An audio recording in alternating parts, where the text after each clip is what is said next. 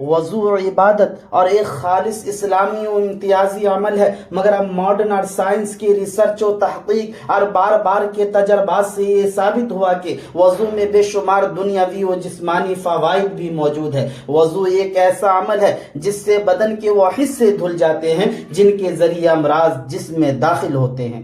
ہاتھوں کا دھونا، انسان بسا اوقات کام میں مشغول رہتا ہے، اکثر کام ہاتھ سے انجام دیتا ہے، لین دین ہاتھ سے کرتا ہے، گرد و غبار کا سب سے زیادہ اثر بھی ہاتھوں تک پہنچتا ہے، اس لیے اولاً ہاتھ دھونے اور تین بار دھونے کا حکم ہوا۔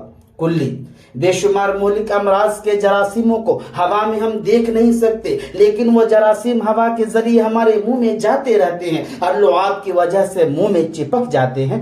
شریعت مطہرہ نے وضو میں کلی کرنے کا حکم دیا تاکہ وہ جراثیم دھل جائے۔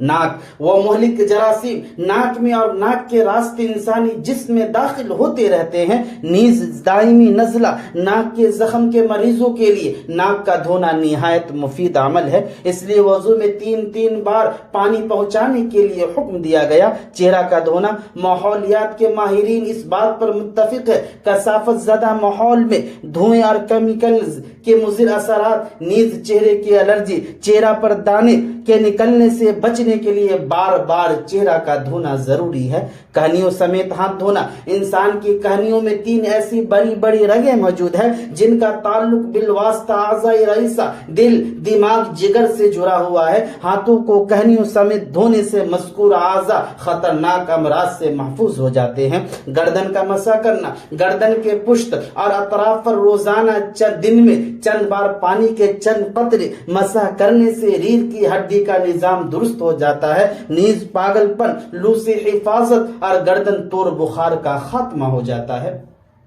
پاؤں کا دھونا، دھول مٹی جراثیم سے سب سے زیادہ ہمارے پاؤں متاثر ہوتے ہیں، اور جو انفیکشن ہوتا ہے وہ سب سے پہلے پاؤں کی انگلیوں سے ہی شروع ہوتا ہے۔ دماغی خشکی، نیند کی کمی، جریان، ہائی بلڈ پریشر جیسے بے شمار امراض سے پاؤں دھونے سے نجات ملتی ہے۔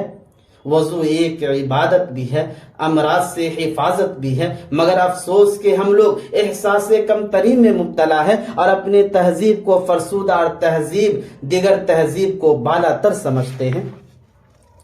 اپنی تیز تر روشنی کو چھوڑ کر دوسروں کی مدھم روشنی کے پیچھے پڑے ہیں۔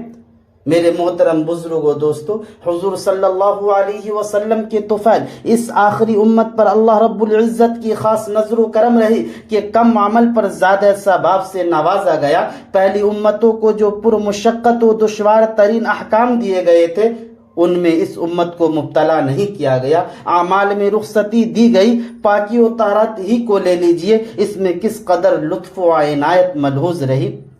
مثلا منی کے نکلنے سے آدمی کا پورا بدن حکماً ناپاک ہو جاتا ہے، اسی طرح پیشاب وغیرہ کے نکلنے سے بھی آدمی کا پورا بدن ناپاک ہو جاتا ہے۔ تو عقل و قیاس کا تقاضا یہ تھا، پیشاب وغیرہ نجاست نکلنے کی صورت میں بھی پورے بدن کو غسل کیا جاتا جس طرح منی کے نکلنے کی صورت میں پورے بدن کا غسل کیا جاتا ہے، مگر چونکہ منی نکلنے کے مواقع کبھی کبھی پیش آتے ہیں، اس صورت میں پورے بدن کے غسل کا حکم دینے میں بندوں کا کوئی حرج اور مشقت لازم نہیں آتی۔ پیشاب وغیرہ کی ضرورت بکثرت ہوتی ہے اور ان کا خروج بھی بکثرت ہوتا رہتا ہے، اس صورت میں پورے بدن کے غسل کا حکم دینے میں اور بار بار غسل کرنے میں بندوں کا زبردست حرج ہوتا۔ اللہ کا بڑا فضل و کرم ہوا کہ اس نے اس حرج کو دور کرنے کے لیے پیشاب وغیرہ کی صورت میں پورے بدن کو غسل کے بجائے صرف اعضائے وضو کے غسل کا حکم دیا۔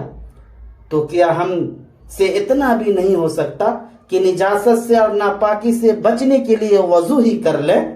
اللہ تعالی ہم لوگوں کو ان تمام باتوں پر عمل کرنے کی توفیق عطا فرمائے، آمین۔